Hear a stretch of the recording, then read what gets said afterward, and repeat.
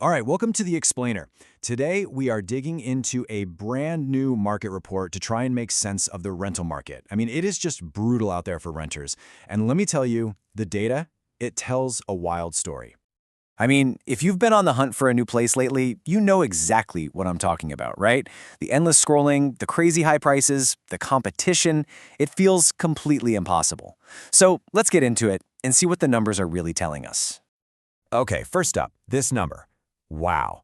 We're talking about a 90% drop in the number of new leases signed this August compared to last August. A free fall. To put that in perspective, for every 10 places that got rented out last year, only one is finding a tenant now. That is just staggering. And get this, at the exact same time that all the activity is just vanishing, prices are absolutely exploding.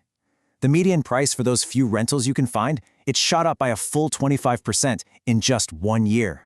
So let's say you're one of the lucky few who actually finds a place. Well, you'd better be ready for a fight, because this number, that's the average amount renters are paying over the asking price just to lock it down. Yeah, bidding wars aren't the exception anymore. They're pretty much the norm. So you take those three numbers together and you start to see a picture of a market that's just completely out of whack. It's being defined by two things: extreme scarcity and extreme prices. Let's put that 90% drop into some hard numbers, because this is where it gets really clear. Last August, we saw 243 leases signed. This August, just 24.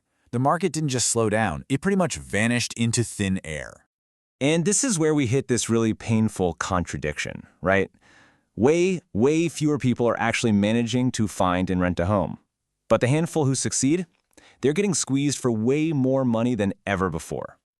So you gotta ask, how did prices get so completely out of control? To really get what's happening right now, we've got to rewind a bit and look at the trend over the past 15 years or so.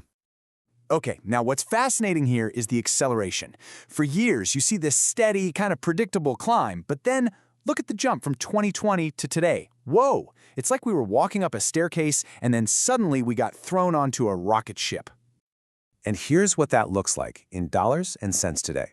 A typical two-bedroom, that'll run you about $1,900. A three-bedroom, what most families might need, we're talking $2,250. And if you need even more space, a four-bedroom plus, you're looking at a median of over $3,000 a month. Ouch.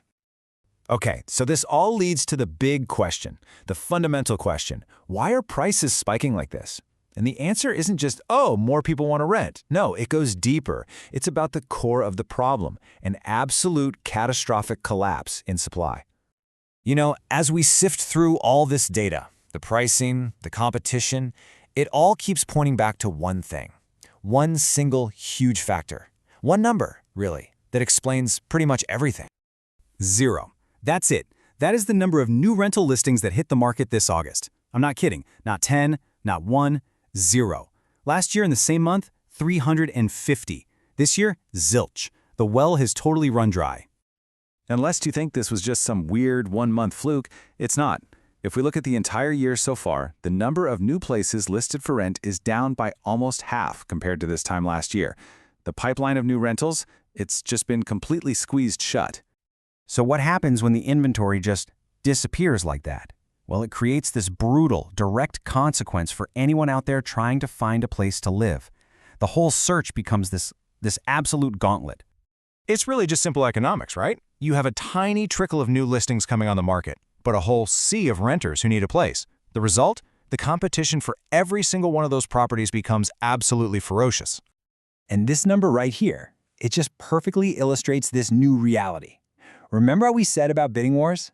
We're not just talking about a couple of really nice apartments in a hot neighborhood anymore. This percentage shows that paying over asking isn't the exception, it's the average experience. It's what's happening all across the market. Now here's something that might surprise you. You'd think all the bidding wars would be for the cheaper, more affordable places, right? But the data actually shows the opposite.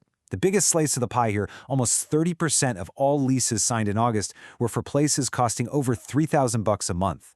The competition is actually the fiercest at the very top of the market.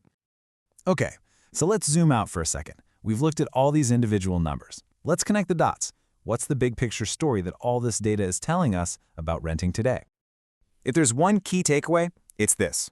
What we're in is a supply-driven crisis. This isn't just about a boom in demand, more people wanting to rent. No, This is a story about the number of available homes for rent just completely, utterly falling off a cliff.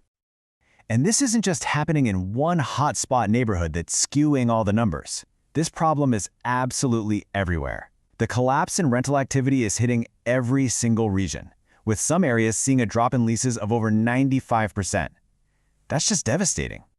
And all of this leaves us with a final and honestly pretty unsettling question. When the supply of homes just vanishes this dramatically, you have to wonder, is this insane, hyper-competitive, high-priced market just a temporary shock, or are we looking at the beginning of a very challenging new normal for renters?